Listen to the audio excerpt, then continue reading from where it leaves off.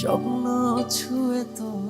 আরিফিন শুভ ও জান্নাতুল ঐশীকে ঘিরে একসময় প্রেমের গুঞ্জন শোনা গেলেও দুজনই স্পষ্ট করে জানিয়েছিলেন তাদের মধ্যে কোনো প্রেমের সম্পর্ক নেই। নিজেদের কাজে ব্যস্ত থাকলেও হঠাৎ আবার তারা খবরের কেন্দ্রবিন্দু। মুক্তির অপেক্ষায় থাকা তাদের নতুন ছবি নূর নিয়ে নতুন করে আলোচনা শুরু হয়েছে। এত ভালোবাসা মুক্তির আগে ফটোশুটে অংশ নেন শুভ ও ঐশী। রোমান্টিক মুডে তোলা সেই স্থির চিত্র প্রকাশ্যে আসতেই আলোচনার ঝড় ওঠে। এর মধ্যেই সামাজিক যোগাযোগ মাধ্যমে ছড়িয়ে পড়ে তাদের একটি অন্তরঙ্গ ভিডিও ক্লিপ। ভিডিওতে দেখা যায় নদীর পাশের কাশবনে শুভকে ঐশীকে চুম্বন করতে। খোঁজ নিয়ে জানা যায় এটি মূলত নূর ছবির একটি গানের দৃশ্য।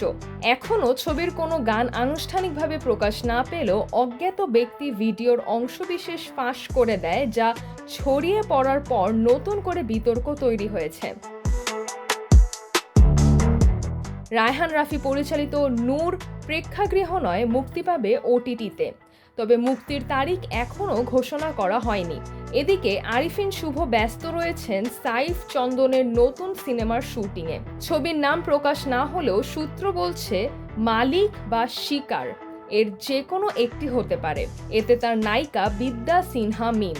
শুভ অভিনীত বলিউড সিরিজ জাজ সিটি এবং অনম বিশ্বাসের ঠিকানা বাংলাদেশ দুটি কাজই মুক্তির অপেক্ষায়।